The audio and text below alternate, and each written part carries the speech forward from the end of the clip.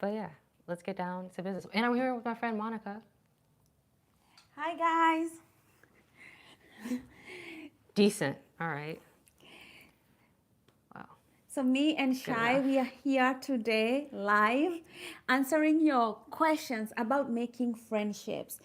As you all know, that loneliness is the number one reason why people like go into depression in the modern world. A lot of people are getting depressed because of loneliness. I know Yes. that you, Shai, you like people to travel, but Yes. also having traveling partners is way much better. It's a lot of fun. Yeah. You're only lonely for a little while. You're not lonely the whole time. Like you'll show up by yourself, but you make friends like within the day. Yeah. And so today we are exploring the issue of loneliness and how to make more friends. Yes. And and if you are struggling with like friendships, you know, if you're struggling to get friends, friendships, all that, I mean, there's so many things that you can do to help yourself, like make more friends, Yes. live a healthier lifestyle. Yes. We want to show you how to get your tribe. Yeah. How to get your tribe. How to get your people, not just any people. Yeah. So, Monica, you should start. How have you made your friends? Oh, maybe we could talk about how we met. Yeah, we met at a coffee shop, right? Randomly, yes. Randomly at a coffee shop. And I think just like getting out of the house, out of the house, out of the house, out of the house, because Leave your house. Step one, go outside. step one, get out of the house, leave your house and go outside. Yes. And then you're able to make more friends. You're able to, Yes. like think about a lot of things that you could be doing right now, like hiking. You can go outside hiking. You could make Yes. friends that Literally hike. just going, or join like a club. Mm-hmm. The best way I can think to like find your tribe is joining a club that's based on your interest. If you're like running, join a run club. If you're like acting, join like an acting group. Yeah, let me grab. Like make your friends based around your interests. Yes. Yeah. So creating, like having, getting out of the house and then basing like your interest. Maybe you're a writer. Right. You can go like on Meetup, meet Yeah. other writers. Yeah. Like we like to create content together. That's why you see birds of a feather Yeah, flock flocking together. So that today we're talking about combating loneliness by making friendships, because this is the biggest reason why so many people go into Are depressed, depression. yeah. And you know what? I saw teenagers are spending 5 hours plus on social media, and they are indicating that isolation is the number one reason why teenagers are having like poor mental health. 5 hours of rookie numbers. Rookie numbers. Yes. That's an average, maybe an average of everyone on earth, those who don't have internet.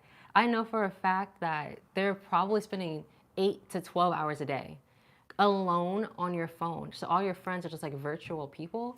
Yeah. And it's great making friends like that way and making friends that you can connect with even if they're online, but Yeah. you need that like human interaction. Yeah, if you can even use social media nicely by Yes. joining groups. Join a group. I've joined groups on mental health help. Yes. On Facebook, where we share problems and what's happening on our mental health. Such a group is good. Good. You can meet more friends who are like-minded. Hi everybody, welcome. God is Yes. all here. Yeah, you served. Oh, thank you so much. Welcome, welcome. Oh, so happy. Oh my gosh. Yeah. So today we are talking about just making friends, and I know Yes. it's daunting. Like we met at a coffee shop. Yeah. We met at a coffee shop, and I sat down and I saw another pretty black girl and I was like, oh my God, we have to be friends. Yeah. And so just sitting next to somebody and talking to them. But I think one reason why some people make friends and people don't, is their body language. right, Do you have a receptive body language? yeah, all those beach resting face. Don't Wait, I can talk do it, to I can me. do it. Don't talk to me. Like there are people who are like, I know that you have to be inviting. You have to be And inviting. You have to be, and your body language has to be seriously like when somebody is walking towards you, Yeah. you have to have that smile coming in, and even subconsciously in your mind, Yeah. having that feeling of I am inviting you I am inviting you, and then be the first one to say hi.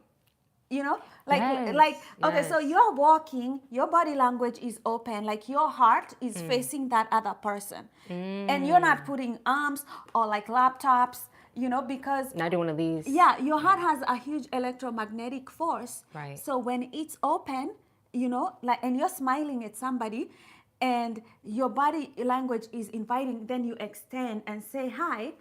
Can you imagine how inviting that is? Yeah. You start with your open body language. That's number one. Smiling, open body language, and looking approachable. Also, like, what are you wearing? If you're wearing all black head to toe chains, like got little like sword earrings, knives, you're not looking like the most inviting person. But if you're wearing something that's like bright and colorful, or even just being relatively well dressed can invite a compliment. Compliments are a great way to initiate conversation. Yeah. So Krishna Krish, he's saying he's from India. Hi. And he's saying, well, we are in California, but Yes. now make me, this is an international team here. I'm Yeah. from Kenya. I've been to India. I've been to India 2 times. Shai loves India. I so do, I really do. Krishna, oh my goodness. Thanks for coming. Thanks for coming. My name is Kanini, and this is Shai. Shy. Yeah, today we are talking about friendships, and how beautiful it is to make Friends. friendships. My former best friend, she's Indian. I met her actually online, and then progressively I went to go meet her in India in person, and we were really, really good friends for such a long time. That's why I went to India in the first place.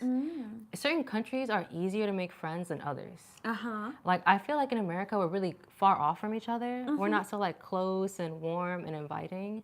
So you have to be the initiator of making friends. When I was in Japan, Japan is one of the hardest places to make friends because people there are really like private. Oh, wow. Yeah, You wouldn't know that. You wouldn't. You wouldn't. Usually when I go to a new country, I make new friends within the first day. In Japan, it took me 3 weeks. And you're a people magnet. Shai here is a people magnet. If she tells you it took her 3 days, weeks. I'm like surprised. How on earth, 3 freaking weeks to make friends. But certain cultures have like different ways to make friends. So Yeah. they'll make friends when they're in high school, in middle school, at their jobs, at their like churches. So they won't really go out and make friends with a stranger. So if you're someone you don't have any community and you're trying to make friends like as a stranger, you have to really extend yourself. You have to be the initiator. And too many people sit back and think to themselves, well, I don't like to initiate. Someone should come up to me and talk to me. Yeah. Be friends with me. Yeah. You got to go out and make friends with them, because when I was in Japan, the thing that I noticed was that when I initiated the friendship, people are so receptive. They have a different culture about touching people. So for me, I'm a touchy person. I'm like a hug me, hold me, shake my hand, right? Yeah, yeah. So in Japan, their culture is you don't really touch each other. Oh, wow. I didn't know that at first. Oh, so you're like American going there, yeah, huggy, I'm like, hi. and everybody's like, what's wrong with you? No, the opposite happened. Oh, what happened? People would jump into my arms. Oh, wow. Literally like leap into Oh, my wow. arms. So you kind of brought in a new culture to them. Exactly. You kind of brought in a Exactly. new life to them, and it's like, hey, this is how we show love and affection by Exactly. touching. Because touch is a huge, like, Big one. big love big language one. for people. Some people, if you don't touch them, they don't feel love at all. Babies, when they're born, they have to be touched enough.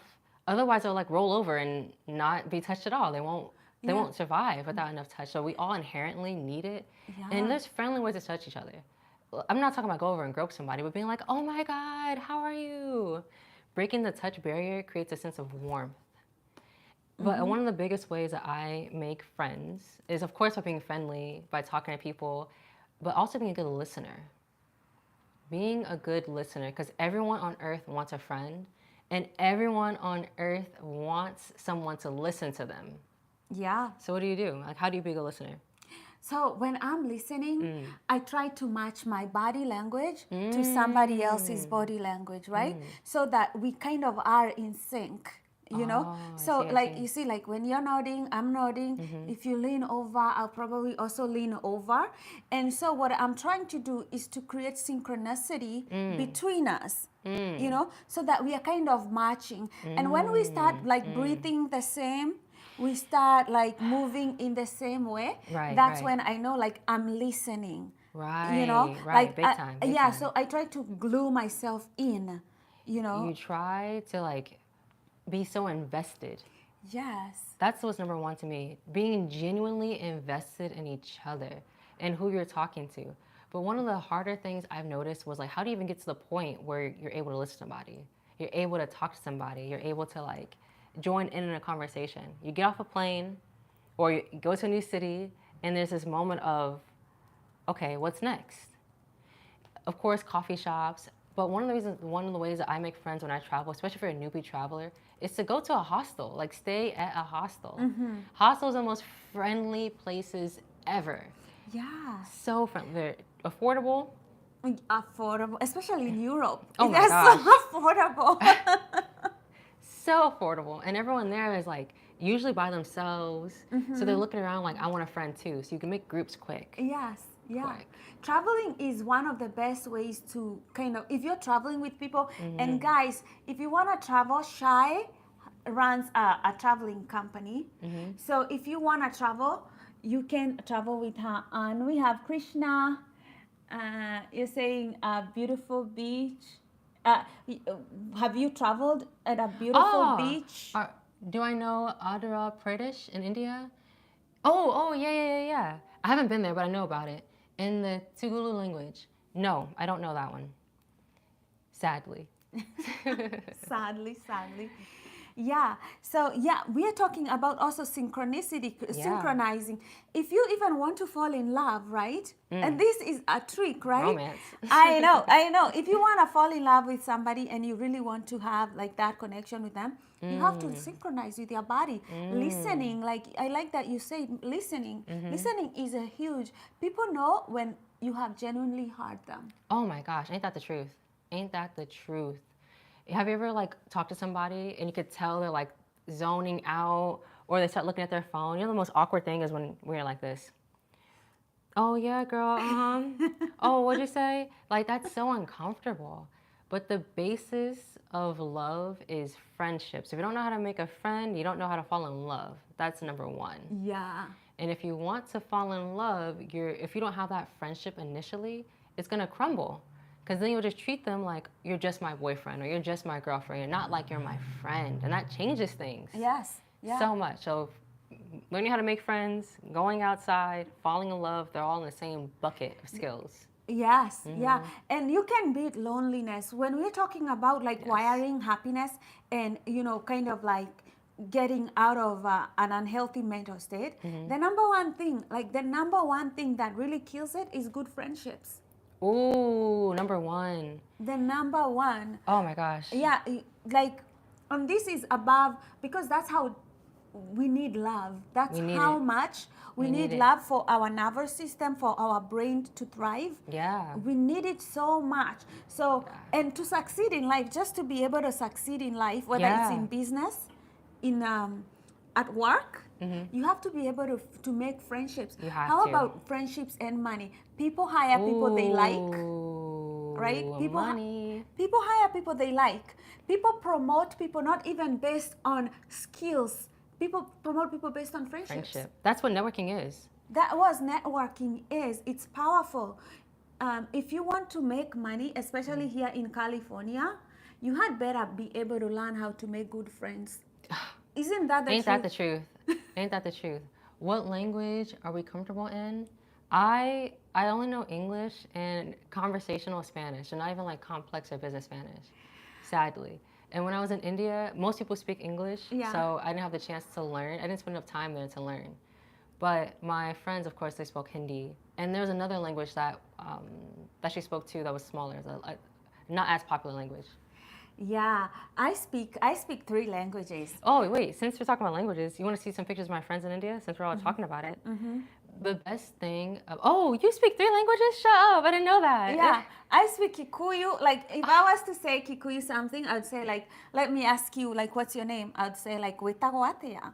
Oh, that sounds prettier than what's your name? That's Kikuyu. And then in Kiswahili, I speak Kiswahili, and it's like, Kiswahili. yeah, waitwa nani?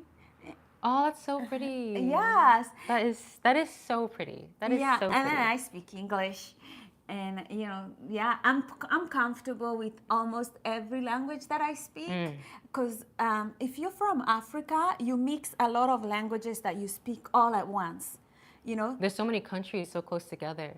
Whereas, like, in the US, you have one big swath. They only speak one country. Yeah. But let me show you one some pictures language. from India, from some of my friends. I gotta find them really fast. Yeah. You'll be so like, oh my God. Yeah, so traveling is awesome. It is. You have It traveled is. to so many countries, Shai. Oh yeah. And that's the one universal connector is everybody wants a friend. When you go about your life and you're thinking about like, how do I get past loneliness? It's how everybody wants a friend. Never forget that. They want to talk to you. They want to get to know you. Yeah. And that way you just draw people in. But let me show you some pictures. Yeah, if I could say the number one determinant of success is your ability to relate with others, right? You want to see? Look, these are my friends in India. I miss them so much, actually. I think about them all the time. They're great people. Yeah. Yeah, if I could say the number one, you know, they say that emotional intelligence, being emotionally intelligent Yeah. is the number one determinant of how successful somebody is going to be. So if you pick people from the same class, economic, like, you know, they have the same economic status, they have the same education level, they have the same, you know, maybe money. If you are going, maybe health, they also have the same amount of health. Right. So, and then what would make the difference between them is the people who are emotionally intelligent. Yes. Because emotionally intelligent people are able to make connections, Yep. friendships. Yep. They are able to go out in business and negotiate for themselves like a Yes. great deal because they know they are able to connect with other people. So I think friendships are a good test of like how emotionally intelligent we are. So the quality of your friendships. Exactly. The quality. You don't need a ton of friends, but you need quality friends. Because if you go out, I think that's almost worse than having no friends. It's having a bunch of bad friends, people you can't rely on, folks you don't feel connected with. They don't know anything about you. But the quality of your friends can really uplift you so much. And that will like take your life from a baseline status of like basicness to a super elevated experience. Yeah. Is by having emotional intelligence and friendships. Yeah. You ever have a time where like you spoke to a friend and there was something wrong with you, but they just knew something was wrong? Yes, they can tell. Because they know your baseline. Yeah. And then when you're out of that baseline, they're kind of like, What's what up? is wrong with you? Are you sick today? You know? Yeah, And yeah. people are able to take care of you when you're sick. Number one. You're most vulnerable when you're broke. Yep. You know, there are friends who can help you Yes. out. A lot of people actually just don't do well in life because they don't have friendships that they can rely on. Right. So when the bumpy ride of life hits us, They're all by themselves. They're all by themselves, and that's why a lot of people don't succeed. But let's talk about even the trauma of being lonely and isolated. Ooh. How difficult it can be to just be lonely. Not just like by yourself, not just not having friends, but not having a support system from your friendships. Yeah, yeah. Tell me about it. Yeah, or when you're traveling, traveling alone versus traveling in a group. I love traveling by myself. I do. I You're love brave, it though. so much. It makes me like the happiest I've ever been. Because I can like, I guess I'm a little bit selfish about it. I could take my time and really look at things, really notice the nuance. Because sometimes I want to go really, really slow. Yeah, but let's say you're in nature. Oh, in nature, okay, In okay. nature, right? And I think there was a time that like I saw this guy. He was traveling. He was hiking by himself, right? And then he fell. And I thought probably you guys have seen that story. He fell into the cracks of the Grand Canyon. That guy. Yes. Did they cut off his arm? He or had his to leg? cut off his Yeah. arm, right? And that is like traveling by yourself in isolation sometimes it can be dangerous. It could be. Oh, but you know what? That goes to another point. If you are not your own best friend, you can't expect anyone else to be friends with you. Right. Because you want your friendships to be something that is optional. You ever have somebody who like needs you? Someone who's like just they can't stand to be with themselves. They'll weigh you down. That's not a quality friendship. It's good to look out for that. You want the type of friendships where the person is first friends with themselves, and then it makes it so much easier to make friends in general. Yeah, yeah. Are you someone that you like? Yeah, exactly. And you know, Can you this sing a song for me? Aw, how cute. You want to Maybe. hear a song? What song do you want to hear? You got to give us a good song. You got to give us something popular, you know. What are you studying? f- We both have MBAs. we both have graduated in business. I've also studied mental health for 10 years. I am like a guru in mental health. A guru. Yes. And Shai here is a travel guru. She's a wild traveler. Yeah. How many countries have you I've traveled? been to 20 countries. Wow. Yeah, I got my master's in business, Yes. but that doesn't mean anything to me. It's the countries I travel to makes me the most happy. Yeah. Yeah. I mean, I have never seen somebody so young, and I'm not going to say your age because I don't want you killing me, and so achieved in life, right? Achieved in life, you're brave, you travel by yourself. At Thanks. your age, I'm not that brave. I'm not that brave. I can't travel by myself You for know, I that spent long. the first part of my life very alone. I did not have a lot of friends, or I didn't feel connected to a lot of people when I was in like middle school and elementary school. I was bullied a lot. So in that loneliness, at first I tried to fight against it. I was like, oh no, I want friends, I want this, I want that. But then I kept being ostracized. I was always a new kid. Yeah. Being the new kid sucks. Moving to a new city, you're gonna be the new kid. But eventually, I decided that I'm gonna embrace this and be friends with myself, so you're never lonely. So you always feel a connection. Yeah, yeah. And you know, that also somebody told me, like, even in love, right? Like, you have to be like the person that you want to attract in your life. And I thought about it, you know, I was like, what do they mean? Like, what do they mean that I have to be the person that I want to attract? And then I actually, after thinking about it, I thought, okay, if you're not an honest person, right? You're most likely going to attract somebody who is dishonest into your life. Right, and right. that's not going to build a lasting friendship. Right, right, Like, right. and I thought about those things. Like, if I am like addicted to smoking and drinking, guess what? I will be in the friendship and in the company of people who like those Smokes kinds and of drinks who and smoke and drink. craziness, yeah. Yeah, and then I will attract that into my life. And you know, and I thought, like, what kind of a person do I really want to become, and what kind of friends do I want to attract? Because if I am like too drinking, smoking, and I want to have really nice, supportive friends who care about themselves, Right. they are going to reject me. Right, exactly, exactly. You'll be surrounded by the worst people, almost like burying yourself in a sense. Yeah, so what Shai is saying about loving yourself is very, very important. Who is your God? I am a convert Christian. Oh, Awesome. I'm a Christian too. I believe, though, that every religion teaches you good values. You know, if somebody is teaching you about, like, especially like honoring your marriage, yeah, honoring your relationships, yeah, helping people, loving people, yeah. that's the voice of God, truly, that When did teaches you- love, forgiveness, kindness. Exactly. Yeah. When did you convert to Christianity?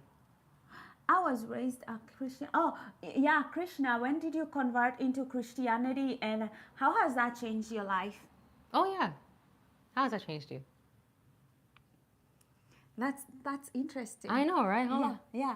And if you think about religion and the things that religion teaches, if you're not like going to go all the way like you know, there are people who are radical about it. Yeah. But if you get the message of love, like Yeah. Christ teaches love, forgiveness, like really powerful stuff of letting go, and if you think about how spiritual that is and how it can help you in your friendships, learning Yeah. how to forgive people, Yeah. to let let go of past hurts. Like this Yes. is what wins the cake in relationship. Sometimes you just have to be like, I know you did that, you did something for me last week, but I'm going to have amnesia about it.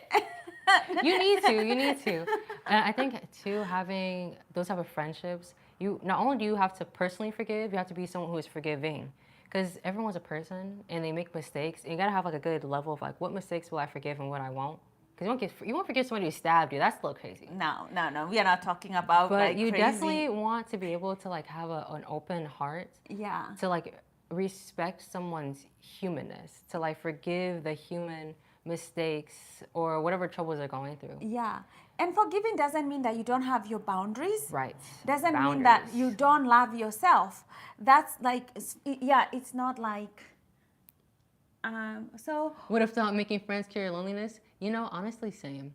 When I first moved to California, California is one of those places too where they don't always have, they have a lot of cliques. Yes. So when I moved here and I made friends and I joined a clique from one of my other girlfriends that I met. Yeah. When I first became friends with her and became friends with her friends, I didn't think of it as a clique. But they were so just different emotionally from me. Yeah. And their lives are so different and their concerns, their cares, their worries were so different that we couldn't connect on like a deeper level. Have you ever met people who only can talk about like surface level things? Oh, yes. Okay. Yes. Oh, you know, men in like male relationships, they don't really talk about deep stuff like They're that. shallow. Yeah. I found that out recently. Men actually are very successful because they can make like shallow acquaintances for business only Very and move quickly. on with their lives. Robert, have you ever had that experience, or can you connect with the male friends in your life?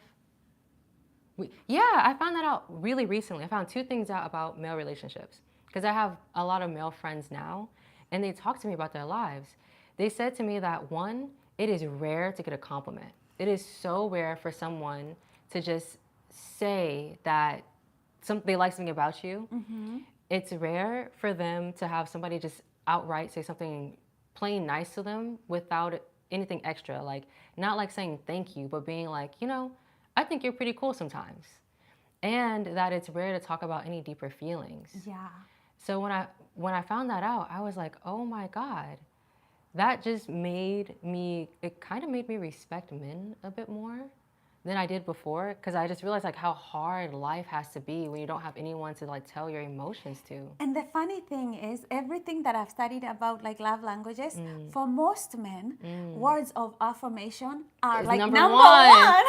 And I'm It's either like physical touch or words of affirmation. yeah, yeah, it's physical touch or words of affirmation. And you're like, they're going through life, nobody telling them how, you know, like you're strong, you're beautiful, thank you. Like, I mean, people not telling men thank you and they are running the home. Wait, Robert, have you had this experience? Is this like your experience too? I've had 5 of my male friends tell me this has been their experience, but it's a pretty small sample size. Yeah. I don't even think I understand what I'm feeling sometimes. That's so real. And you know why people don't understand what they're feeling? It's because they never had the chance to like acknowledge their feelings and express it. Women, we're good at talking about our feelings, and that's how we make friends so easily. For women, it's so much easier to make friends than for men. Yeah. Because we're so connected to our feelings. Yeah, but let me think about like that like you don't understand how you're feeling sometimes. I just want to make sure that is that you're not blocked, emotionally blocked because of trauma. Because some of these things can be very deep if you've probably come from an abusive relationship or someplace where you were neglected in childhood, or nobody showed you affection and love for a long time. You can start feeling like there's something wrong with you because you feel like you're emotionally blocked. Or if you had somebody tell you that you can't show your emotions from a young age. Yeah, so let me know if that's the case, because, you know, I don't want to go through that whole rabbit hole, you know, if that's not the case. But, you know, sometimes it's like you can really find your tribe, people whom you share the same, you know, things with, like sports. I mean, I even think pets. Pets are good friends. You know, we don't. You have two little cute cats. Two cats. She has 2 little cute cats. You know, and one of them likes to cuddle. Yeah. I'd go to her place, and the little kitty would want to just sit on my lap, and you know, just cuddle. Robert, have you ever had a time where you felt ashamed of your feelings? So Monica has a video about emotional numbness. It's really good. You should check it out. And we were talking about it. I do definitely get y'all. It's more like we aren't really allowed to be like that. Exactly. Where it's like you're not given the chance to express your emotions from childhood, so you're forced to repress them, but you Yeah. still feel them in your body. Yeah. So you have to like kind of like numb them, push them down, push them down, push them down, to the point where you don't even recognize them. Yeah, you gotta be brazen in life and express your feelings because we learn through emotions, and so the more emotions that you feel and the more they create neurodiversity. Emotions, especially positive emotions, have a good effect on your nervous system. You know, so you want to be more expressing your emotions. That's why I say, like, get a pet or a dog where you can show your emotions freely. Or journal. Journal, yeah, get in touch. Your meditation. Meditation. Yeah, if you want, there is like this wheel of awareness. Google wheel of awareness on. Wheel of awareness. Yeah, it makes you like it makes you like so you have awareness like so you kind of like you it makes you go through your 5 common senses, like you're feeling your like you put your awareness into your eyes, into what you're smelling, into what you're tasting, and then you kind of like start going through your whole body, and then also you try to get in touch with your internal organs, and that way you're able to connect you with yourself And your feelings. and your feelings. And it's a beautiful relationship because they show that that kind of connecting with your body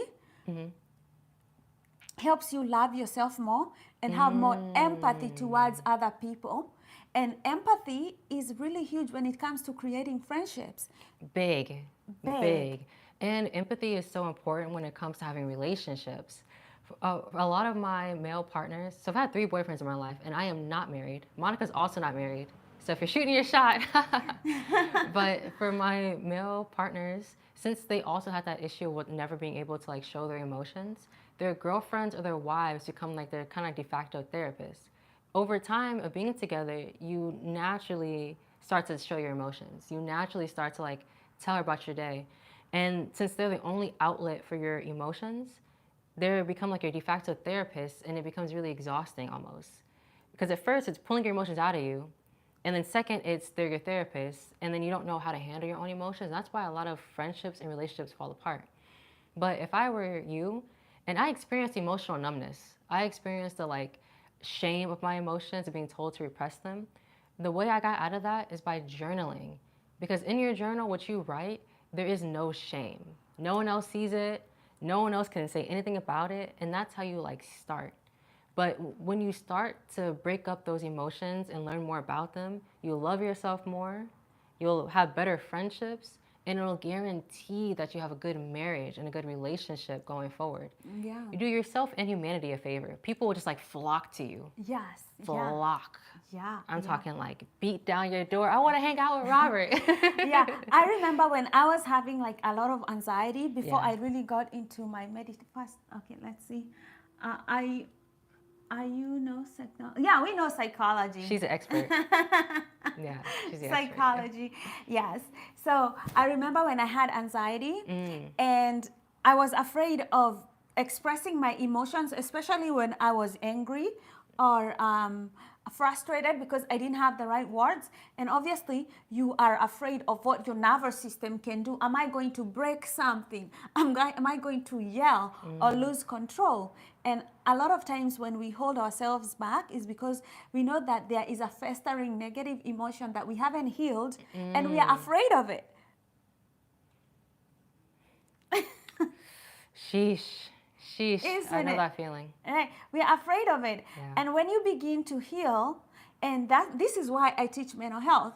When you begin to heal, then you start realizing it's just a shadow, it's just an emotion, and I'm aware of it and I can handle it. You start feeling like you're more in control, right? And you don't feel any shame about it anymore. Yeah. I think the biggest reason why people can't let their emotions out or connect to themselves is the shame. Yeah. And when you can shame is like a thick cement layer. Yeah. And once you knock out that shame and get through everything else. Yeah. I really struggle trusting people. We live in a part of the world where I suspect trauma has broken too many people already. Where in the world do you live? Robert Kipinji. I know And that listen, that's I something. agree. I understand about the hard shifts of trusting people, Yeah. especially because I was someone who gives a lot, Yeah. and I end up in codependent relationships. I'm working on that right now, where a person who might be in trouble or who might need something from me, they'll take everything from me. And for a time after my last relationship, I had a lot of trust issues. And so I was so like worried about why, how am I going to get the right person around me, or are they being honest with me? But not being trusting is the first step of not having friends, of not having relationships, of never connecting. Oh, you're from Kenya? She's from Kenya. Would you from look at Kenya. that? Yeah. Ooh, Kenya in the house. Yeah, I get like there are, when he says like there are a lot of people that he can't trust, Yeah. you have to think about, and this is what I keep saying, you can't trust people. You have to be the person that you want to attract in your life. Yes. Once you're that person, you will really not be able to stand anybody who falls outside the boundaries of the kind of a person that you want to be. Like I know that there are like, for me, somebody told me that they went to a party. It was a Kenyan party, and there was this guy who was kind of like, he forced himself on a woman in a party. And I was like, how the heck do you go to such a party? Why are you there? Oh my You know, gosh. it's kind of like going to a Diddy party. Why are you there? Oh. You Oh, know, wow. it's like, why are you there? And it's like you attract the person you are. So if you're like, I am having a hard time trusting people because they are so broken, don't attract those individuals. How can you not attract them? Like, how can you keep those people away from you? You set your own boundaries. So remember, like if you draw a circle and you write the word safe in it, like you're safe in those boundaries that you're going to create. Now you're safe in a company of people who don't drink, people who don't smoke, people who are promiscuous, people, you know, People can take care of themselves. people who can take care of themselves, you know, people who have a lot of like a moral code. Like for Yeah. me, I'm a Christian, right? And I believe strongly in the 10 commandments, right? I know that you won't catch me dead, you know, being a promiscuous person, Right, or you right. know, lying, cheating, you Right. know, stealing from people, being jealous of my friends. I set those boundaries. Oh, I can relate. My last relationship, I felt like I was the engine for a lot of things. I felt like I was dreaming about something I didn't really have. Ooh, trust me, I know that feeling. But what she was saying kind of goes back to that exact feeling. My relationships, I started them when I was very young, so I didn't have a good concept of finding the right people, or I didn't have a good sense of boundaries. Because you might be like me, where you feel inclined to say yes a lot. Like you feel like you have to give. They need you. So of course, that's a good thing. But since I didn't have boundaries and I didn't know how to choose the right people, that's how I ended up in those situations where my partner took too much from me. Because if I had just was able to say no, if I chose people who weren't just out and about on the streets acting crazy, and sometimes it's not like they're a big crazy. Sometimes they do like smaller things that lets you know this isn't going to work out in the end. For example, if they're really, really, really just promiscuous in an unsafe way. And I've had friends like that. And at first you're like, that's not my business. You're like, all right, no biggie. But over time, you're always so worried about them. You're worried about their well-being. You're worried about their safety. Or in a relationship, you might have a girlfriend that's like, they're always asking you for something every single day, and they don't Right. say thank you. Yes, it's draining. If they never say thank you, at first you're like, of course I give this to you. I love Right. you. You don't think too much about it. Yeah. But over time, you're like, this woman is never grateful. Yeah. This person is never, they feel entitled. But having that like strong moral code, having people who have a moral code, but you know what's a good question? How do you know if somebody has a moral code early in a relationship, early in a friendship? Like you have, you know, I think that one's tricky because okay, like I don't know how, when I know you, right? And I know that okay, you're faithful to your spouse. When we talk about your spouse, you don't have anything, you know, like you're hiding somewhere Right. in the corner, right? Right. So even like it's the same way like you go to a restaurant and you with on a date how they treat the waiter. Big time. Big time, right? Something will tell you, like your nervous system can pick on very small things. Intuitively. Intuitively, it can pick on small things that somebody says, and it's like an immediate like red flag, and it's like pick on those because your body doesn't lie. Right. Your energy Right. doesn't lie. It's like Right. it's a good wiring system you have, especially if you're like a good person naturally. Yeah. You will feel the shift in energy almost immediately. Immediately. Robert, have you ever had a time where you felt like you knew something was wrong with a relationship or a friendship intuitively, but you ignored your intuition and kept going? I'll let you answer. But I also realized too, meeting somebody's parents and seeing how they were raised. Oh, you have, dude. Was it early in the relationship, or how long into the relationship until you felt that way? Like intuition kick in and be like, this isn't for me. Live streaming is so fun. We're having such a great time. It is nice, yeah. I was up, we're all chit chatting. Yeah. But another way I can tell if somebody is going to be like a good person or what bad habits they will have Yeah. is early. I ignored it too. Oh my God, tell me about it. That I realized the bad habits of my partner usually within like the first month. Because it's hard to keep a bad habit at bay for 30 days. You could change a habit in 21 days. Am I right? Yeah. But most people, when they hit that like 21 day mark, 21 to 30, that's when they show their bad side. That's when they show like the things they can't hold back for some time. And I guess one way you can like learn to trust yourself is by trusting your intuition. If something is bad, that's like an inner voice being like, this is bad. And for me, when I went and I met my partner's families, if they had a parent that's cheated, if they had a parent that like wasn't around that left them, or if they had a parent that was really mean or abusive or harsh to them and they didn't do any internal work to not be like that. Like the people who go through those things, if they just accepted it, like, oh, I love my parent, they're the best person in the world, but they don't stop and think to themselves, I need to work really hard so I'm not going to be like that, you know it's going to be your destiny next. Yes, yeah, exactly. If they're not, and I think that's a good thing, right? Yeah. When you're saying like, oh, if they know that they had a problem with their parents and they're not saying like, I don't want to be like my parents, I want to be better, it's like red flag, you know? Right. Like, what's wrong with this picture, you know? Right. If your dad's an alcoholic and you don't think to yourself, I need to do better so I don't become that way, then you know you're going to be with someone who's an alcoholic. When you know what another reason why some people get into like bad relationships or have a hard time making friends and not trust themselves is because they were gaslit. Gaslighting, actually I'll give you an example. Monica, say anything to me, girl. Literally anything. Like gaslighting. Yeah. I'm not good at gaslighting. I am. Yeah, I totally don't believe you. You're a liar.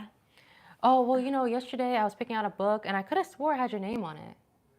What? Yeah, I had your name right here. So what's about my name? You're crazy. If you ever hear the words, you're acting crazy, You're making acting it up. crazy. And when you obviously know it's a genuine fact, you are in trouble. Like Yeah. that person's gonna harm you. Victim of gaslighting. Oh my God, it's so funny. This is so beyond. Dude, the way I was gaslit throughout my whole life, like from my childhood with my parents, both my parents were very narcissistic and gaslighting, and to my relationships. But you know what? I didn't realize like how those two went hand in hand. The relationship with your parents and the relationship with your partners and your friends who end up treating you in the same way. Right. Because your parents gaslit you and you don't realize that was a bad thing. Yeah. When your friends' relationships do it, you don't realize like, wait a minute, this isn't good. Yeah. And then that's how you don't end up trusting yourself, trusting your own emotions. And then that's how you don't trust other people. Yeah, but then it hits to a point like you're not trusting people, but now you're an adult, and you know you can go on as a child not having effects on you, Right. but now as an adult you have to make effective relationships, and you realize, shoot, I don't have the program for good relationships because I was gaslit most of my childhood. Most of your life, from Yeah. your relationships. And I don't know how to make good friends. Literally, like the Right. people who raised you were not loving. They didn't give Right. you the loving program, you know? So you Right. don't know how to love other people. You end up behaving like them Right. because that's what you've been exposed to. Unless you make a conscious effort to be like, I want to learn new habits. I want to Right. learn new ways, you might get stuck for a long time. You can. You know? Gaslighters show themselves quick too. They will show themselves so fast. Within like a month, they will gaslight you in some way. And now that you know you've been a victim of gaslighting, awareness is so key. Like the minute you know is the minute you can run away. Yeah. But you have to trust yourself to actually leave and not get so attached to like a bad dynamic. And when I figured out that like, okay, my parents gaslit me, my relationship gaslit me, and I know what it is now I can start to imagine what it's not. Like if I see something like, oh, Monica, I could have swore your name was on this book. She could be like, oh, well, let me see. They want to validate you first. Come on, guys. I don't want to sound cynical. It's a crazy world out here. It is a crazy world, undeniably. But wait a minute. Crazy world. Whenever people say to me, the world's a difficult place, or it's a hard place, or a bad place, I ask them, how much of the world have you seen? How many people have you met? I have been to 20 countries. I have met thousands of people. As a whole, the world is actually very kind, loving, and giving. But we only really digest the negative experiences because we have to protect ourselves. We have a negative bias. We have a negative bias. We have your mind has a negative bias. It's cute to see the negative so that you can protect yourself from being eaten by a lion. Right, and that's only natural. Stuff, poisonous snakes. You know, you have to always think like, is it a lion? Somebody says like you're in the wild, right? And you hear something happening in the leaves. You can either think it's a lion and run away and be safe, or you think it's the wind and stay there. Right. And whichever way you assess that situation, you might end up dead. Right. So we have a negative bias. We do, and it's only natural to feel that way. And I felt that way for a long time too. But then I was like, let me actually go see more of the world, more of my city, more of my country, meet more people.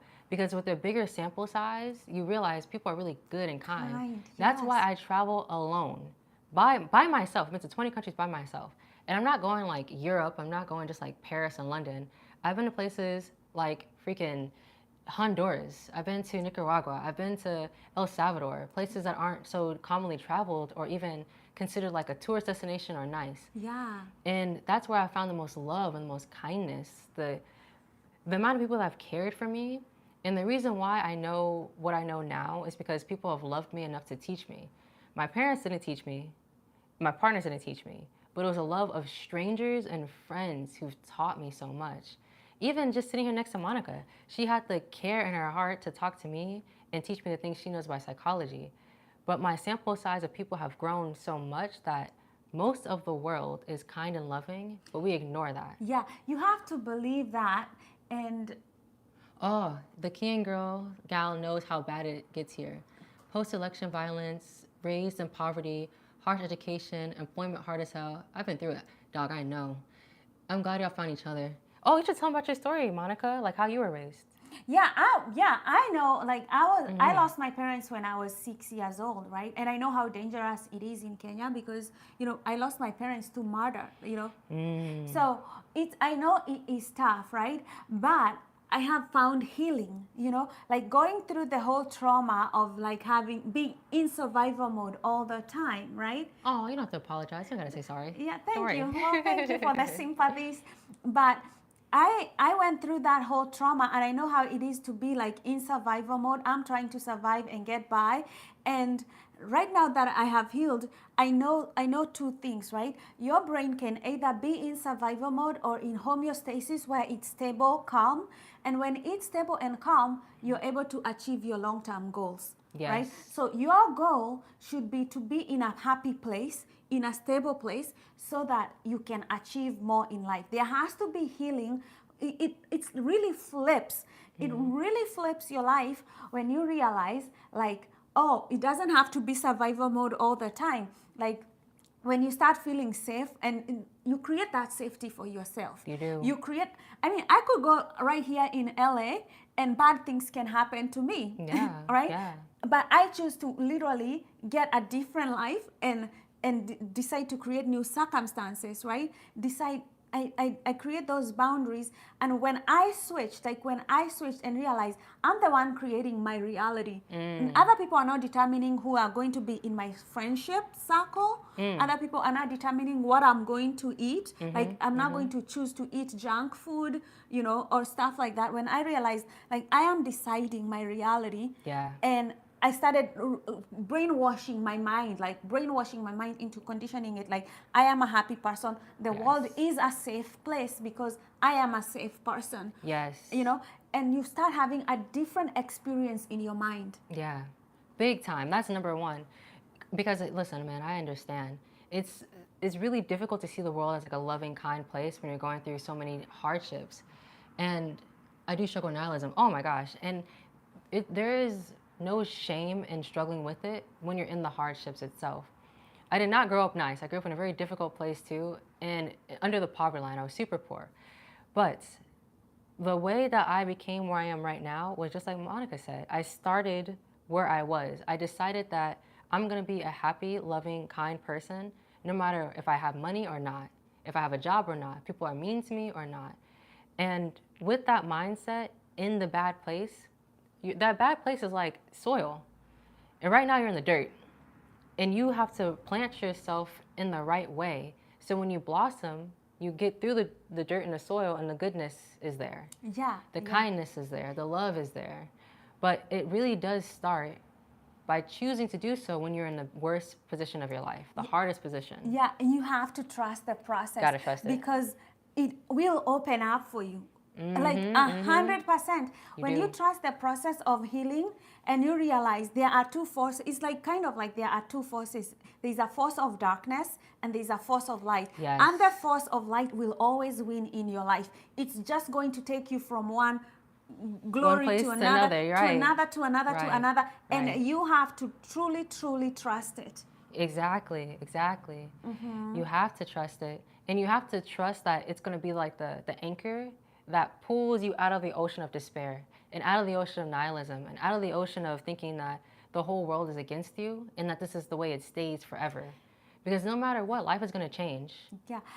I tell myself, like, I am a lovable. I mean, I didn't come from a place where I feel like I was lovable and wanted and Right. everything. But when I'm meditating, I say, may I be happy and live with a joyful heart. May all living things be happy and live with a joyful heart. Yes. And I truly believe this, right? That I am coming from this place, right? And may I be wealthy. Like may I be Right. safe from harm. And I am saying this in my mind. I am telling the universe, this is the world that I want to create. Right. This is my life. And when you have good friends around you, they will tell you the same thing. Even if it takes time to meet them, if you find like one decent person, no matter who it is, they'll start telling you that, and it'll just add to you. Your friends will say, you're going to be great, you're going to make money, you're lovable, and now you have two voices. Two voices at the same time. That voice of victory in your mind is everything. Right. That voice of victory in your mind is everything. Like, you're successful, you're abundant. Yeah. And choosing friends that actually want to move through life like that with you, it's so powerful. Like that just goes, because there are so many good people who want a beautiful world. Or there's so many people who feel just like you. They feel like they can't trust anyone. They feel like the whole world is against them. They feel like everything is just bad. And they want another person to be like, well, maybe together it won't be so bad. Yeah, and you have to prune people out of your life, and you can't be afraid to do that. Like, I have high standards when it comes to my friendships, and I'd rather have two good friends that make me feel the world is good. How do y'all overcome feelings of inadequacy? When I was younger, confidence was almost a superpower, and then I lost it all suddenly. Oh, I feel that so hard. I almost cried just reading that. I feel that so hard because right now that's my journey. I was not a confident person because my confidence was like beaten out of me. So many people told me I wasn't beautiful, I couldn't do it, and a lot of times the statistics of how bad your reality is can get to you. Like, oh, you're most likely going to be pregnant, end up by yourself, end up with no money, right? For Black women especially. Yeah, we are beat down. Like people want to humble us and Wanna put humble the us. stamp on us. And so I had this feeling of like having no confidence for a very, very long time. But I had to like convince myself. I had to tell myself, even though I didn't believe it at first and it felt weird saying, I can do it. I am beautiful. I am kind. I am worthy of those things. And oh, hi, thanks for joining. But it was so hard at first and it felt fake. Like when you decide to change your mind, it's gonna kind of feel like you're playing a character. Yeah. And I used to work in an office where everyone around me was much older than me. I was 18 and my coworkers were 40. And they had worked there for like 20 plus years. I was 18, I only had 6 months of experience, so I felt very inadequate. And so I had to like lie to myself almost. Like, I meant to say, you remember me. Oh. So let me tell you why, for me, what gives me confidence. I was watching this video on Oprah about this woman called Jill Bolte. She was, one day she woke up, she was in her 30s, you know, and she started feeling something funny going on in her body. And she thought, maybe I need to just go jump on a treadmill and work out, right? But then she started feeling her hands going limp. Oh, I remember the story. I remember the story. Oh She my started gosh. feeling her hand going limp.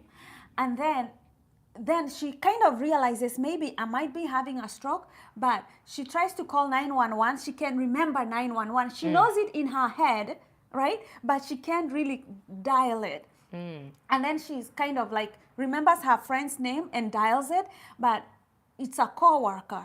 And then she's trying to say what's going on. She's like, whoa, whoa, whoa, whoa, whoa, right? She's having a stroke. This woman is having a stroke. And then she loses within minutes, right? There's a blood vessel that's torn in her brain, and she starts losing her abilities to walk, to talk, everything. The ambulance comes in, but she takes 8 years to regain everything that she had through therapy. Everything she had through therapy. Now, your brain has the ability to change itself. Confidence, you can create confidence in your brain. Over and over. It's a skill you learn, just the same way you learn math, English. And let's say you've lost it and you feel like annihilated, you can still go back. When you understand that your brain can change itself, right? Then you know that your brain is Play-Doh. It can be molded. So you can create confidence, you can create love, you can create a whole different experience from the one that you are born in. And you know, if you think about it, confidence is a skill you don't remember learning. When you were a kid, over time, no, not even a kid, like a baby, you learned confidence, and then at some point it stopped. So that means you just have to go through the process of actively, intentionally learning it again. Yeah. Which I did. Yes. You can learn anything. When I realized that, like that moment, like I was watching that Jill Taylor on Oprah, and she had written a book after she had gone through a stroke, lost her abilities to even remember her own name. Wow. Right? Yeah. And then she went through the whole therapy. Her mother was loving to her. This one thing. Her mother was loving, helped her recover. Helped her recover with the therapy and everything. Love is everything. Yes. You could be in the worst place and have somebody love you. Or if you don't have that one person, it has to be you. Yeah, it has to be you. And you can change your life. You have to love yourself, want the best for yourself. You must want the very best for yourself. And that starts by believing you deserve it. So one of the reasons why I decided to go on the journey of regaining or just gaining confidence is because I decided I deserve that. Yeah, and there's no question that you deserve it. There is no question you deserve it. Because we are worthy just simply because we exist. You are worthy because you simply exist. Yeah, you deserve the best deserve just because you exist. You're breathing oxygen. Yeah. You deserve good things to happen in your life. You have to tell yourself, like, every day, in every way, I'm getting better and better. Because I deserve it. Yeah. Simply, that's the... The Department of Mental just on me. You know, I saw this funny reel on Instagram, and it was like how guys work out. Guys be like, I'm not strong enough. I have to get stronger. Whereas women, it's like, I deserve to lift weights and have a healthy body. But you know what? It doesn't matter if they disown you because they're not the ones who are supposed to own you in the first place. They're not the people who are supposed to be around you in the first place or judge you or determine what manhood is.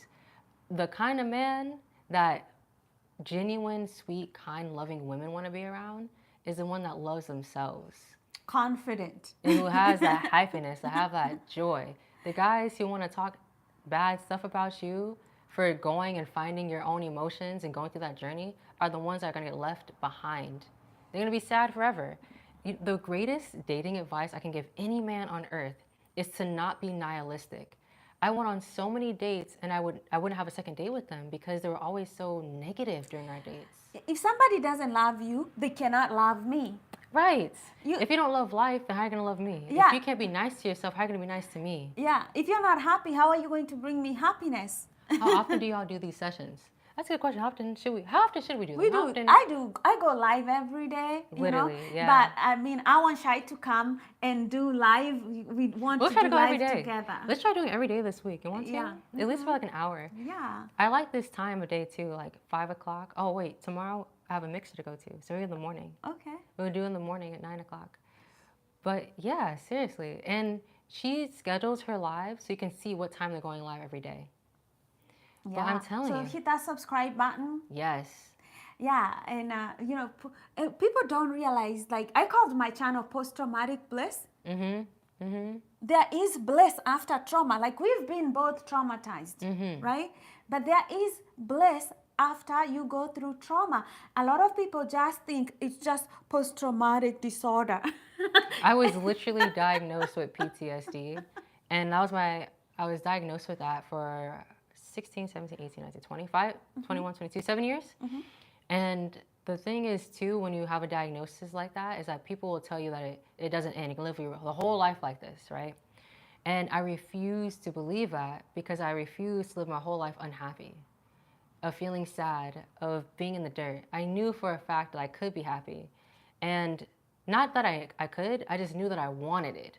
I wanted to be happy so bad that nothing was gonna get in the way of that. And I fought and I fought and I fought and I made it. And you're gonna fight and you're gonna gotta make it. fight. You're gonna fight and you're gonna make it. But once you realize that if you keep fighting, there's no way you can lose ever. There is no way you can lose. There is no way you can lose. How does it feel being king in the big US of A? How does it feel being king in the US, huh? Well, like, so it's a journey. Like when I came here, I was young when I came here, and so it's kind of like learning everything else that Americans do. You know, kind of like I had to. When I came here, I realized like my computer skills, for example, were not at par with like the people here, because some people are used to computers all their life. I wasn't used to computers all their time. I had to like learn those skills. You know, I had to really challenge myself to like I am going to begin wherever I begin, and I'm going to lift myself up. You know, and you know Yes. that's what I did. Like it was challenging, and it was a challenging experience being Kenyan, coming here, different language, like different culture. You go through like a transition where you're like, it's new, I love it. You know, the first time, like everything is new. It's like, oh my God, right? And then you kind of like get through those areas where you're in culture shock. You know, the food, I don't like the food, you know, stuff like that. You go through like those motions, like, and then you start seeing like things that you like I met somebody like Shai, and I'm like, okay, now like you know, it kind of balances things out, you know. So you kind of like go, I think it's a process. It takes you through emotion. Did you feel lonely when you first got here? I felt lonely because like there are things like, okay, like hair, like just small things, like doing your hair. I'm like, no, I don't know anybody who can do my hair. You know? That was the hardest part for me. Yeah, it's like small things like that I'm like. We live in an area too where there's not a lot of other Black people of any nationality from any other country. It's kind of like just one type of people. So it's really difficult in certain ways because everything is not like you. Yeah. And so like in Kenya, when you're in Kenya and you haven't come to the US, you know, you have a misconception about what the US is because you see a lot of like Yeah, I've seen the movie Get Out. Oh my God. Get Out was kind of the experience I had when I went to go visit my partner, his family in New York. Ooh, I have seen it. But I don't know the movie. Get Out? Oh my God. It's an interracial couple, right? A black guy dating a white lady. And they go to upstate New York, which I went to upstate New York, and they live in this big, huge house, right? She's really rich. Her family's really rich. And what she would do is like she would go and like date black people to bring them home to take their like body parts or the melanin or take their minds to where they're servants, right? Because the only black people you would see in the movie were serving them, like a nanny or a housekeeper, and they would lose their minds. You have to see it. I didn't know you didn't see it. I was making so many jokes sounds about like it when I a came back. horror movie, and you know, It is. I'm It like, is. I don't know if I want to watch it. But it was good. And when I went to upstate New York, that was my experience. Like I drove up this big windy road. Everyone and like from New York City to upstate New York. Yeah. And then everyone in the city was small. Everyone was white.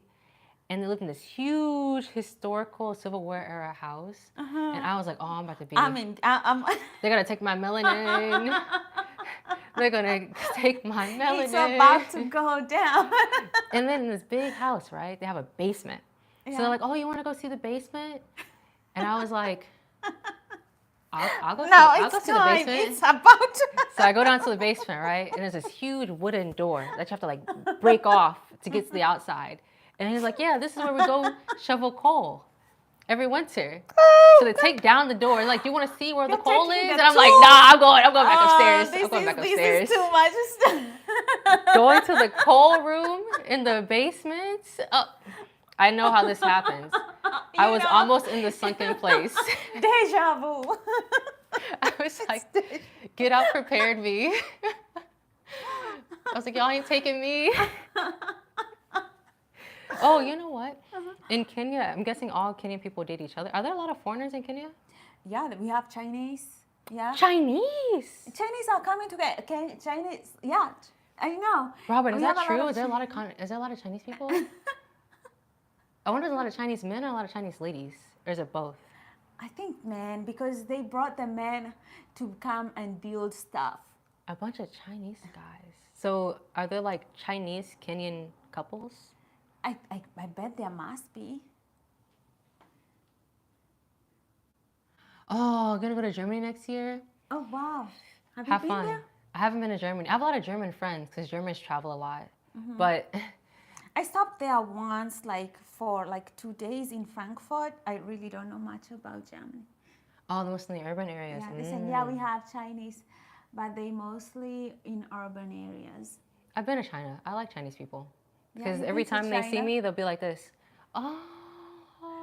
Yeah, I think Every time, Asians are every the time. most curious people about black people. They are. Because I are. think like Asia and Africa and America is so far, and a lot of times like we don't know their languages, so we don't travel there. And Oh, Indians are the most spread out ethnic group. I'm not surprised. I'm not surprised at all. could be, yeah. I was talking earlier about how I've been to India, and I was showing pictures to our friend Krishna. Oh, Krishna, you're still back. You're still in here. Yeah. And I'm not surprised. So it's kind of diverse. So you have Chinese people, Indian people, Kenyan people. Do you have like Black American people there? No, but we have like Indian Kenyans. Indian Kenyans. Yes. What do they look like? Are they Indian. beautiful? Of course. Do they look more Indian or more Kenyan? They look Indian because their ethnicity is like originally Indian, but they are Kenyans because their tongue, their accent is Kenyan. Wow. Yeah, so I didn't know they were Kenyan. yeah, so they are Kenyans. They are Kenyans. Like they are Kenyan. They are our Indians. They're not from India. Mostly they are from Gujarati Indians. Yeah. Yeah, but they are Kenyans. They're I'm not so Indians, but they surprised. just come from they just came like so many years ago from India. Oh, I see. I Yeah. see. But they're not like mixed race, like mixed with. No, Kenyan people, no? Indians rarely mix. That's He said, Krishna, you gotta talk. Let's share the load. That's right. Krishna, we're here for you too. We're listening, okay? Robert's our favorite now. He's asking what's our food habits. Okay. I'm a vegan, so I mainly just eat fruits and vegetables all the time. And I sometimes eat beans and legume. What's like being a black woman over there? Do y'all hate Andrew Schultz? Yes. I feel like you are obligated to hate Angie Schultz. And you know what's so funny? I saw someone who looked like Angie Schultz a couple days ago. And being a black woman in the U.S., phew, let me tell you. Well, will we start now? It's tough. It's tough. It's tough for sure. I think, but it's a different experience because I'm African American and Monica is Kenyan. And so people treat foreigners differently than they treat African Americans. And I think, this is my assumption, but I think they would treat you better because they don't have the same bias as like the ratchet black woman stereotype. Especially because you have an accent too. Yeah, and I told you, like, on a dating site, somebody told me the exact same thing. And I think that's why I did not date him. Like, I didn't go out with him, is because he had these negative stereotypes against, like, black women. And I was like, I am a mental health coach, right? So I know all negative stereotypes are misguided. Very. They're misguided. You might be saying something about somebody, but they have trauma. Right. It's a symptom of pain. Right. And a lot goes on, like, especially with black women having to care for everybody. Everybody. Right? Like, taking the load. So I was like, you know what? If you can be understanding of a situation that's so bare for everybody to see, and then I was like, I cannot go out with it. So there's a lot of negative bias, Yeah. And it's even worse if you're someone who's like really big or very curvaceous and you're black. They automatically dislike you. Like you'll face the most racism. But if you're like a skinnier black girl, you'll have less racism because you fit in more with like the white beauty standard, and they don't think of you as racist so quickly.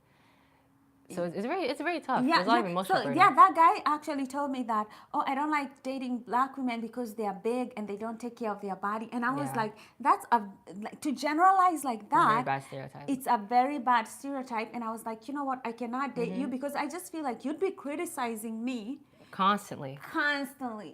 And those are like kind of like the red flags that we were talking about. You don't miss them. Don't miss them. Somebody will talk negatively about other people. It's a matter of time. I wonder if Germany is inclusive. I'll be honest with you, from the German expats I met who lived in Germany but from different countries, like this Somali people, Sudanese people who live in Germany, and what other race? But some African countries, they live in Germany, and they tell me they have a pretty hard time. They're black women, so I don't know the experience of black men in Germany. But they tell me they have a hard time when it comes to dating, but they don't experience like outright racism. In America, it's very likely for someone to call you the N-word or to be very direct in their racism towards you. Or even microaggressions are like very like. But in real. Germany, they have more microaggressions. So they'll like not sit as close to you, or they'll be like, or you might get stood up for like a job, or it's very hard to date in Germany when you're black. Yeah.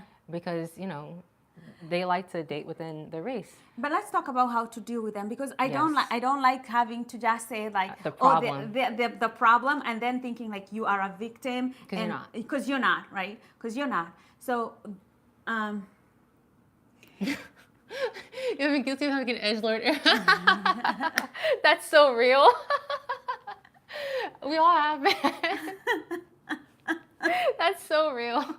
It's like that, man. It's like that.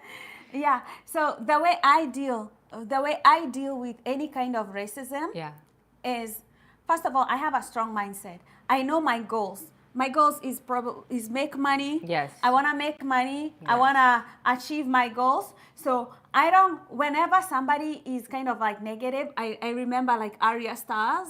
She says, I love Arya me, Stars. I got no time for the hate and the bad energy. Yes. She says, I got my mind of my money. I am steady like broccoli, and I am moving on. Like, racist people are just dumb people, right? Yeah, racist people are just dumb people. They don't matter in your life. They're kind of like a distraction.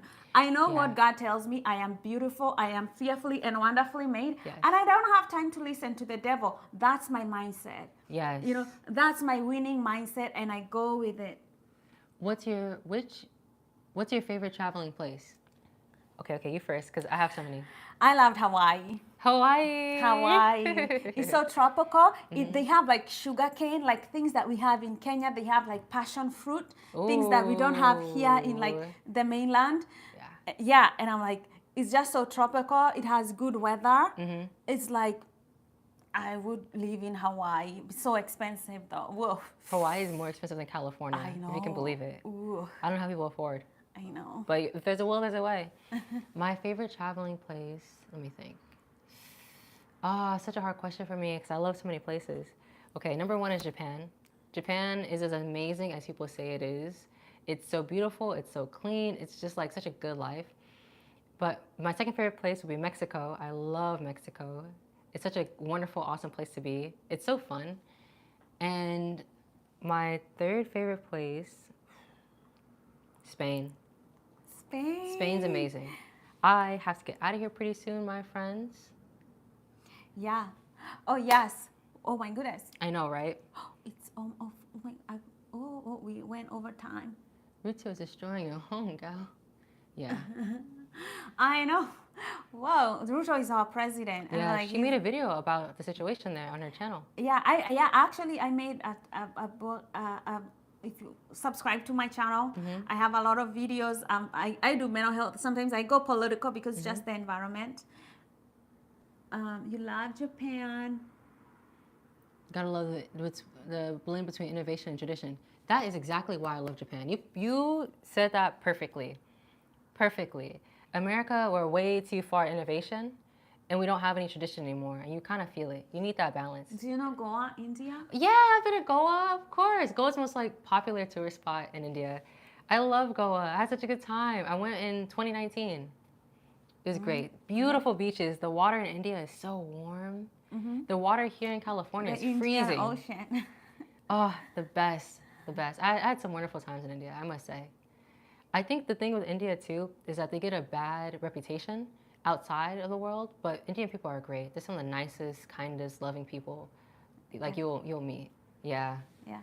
So, well, guys, tomorrow, if you Google Pacific Time, California, 9 a.m., definitely subscribe. Whoa, much love to you. Thanks for liking, subscribing, and Thanks for sharing. hanging out. And we will see you tomorrow. I hope to see you tomorrow again, Robert. Please join. Like, you're so fun to talk to. Interact with us. We have such a good time. Yeah, Krishna, thank you for so joining. much for joining.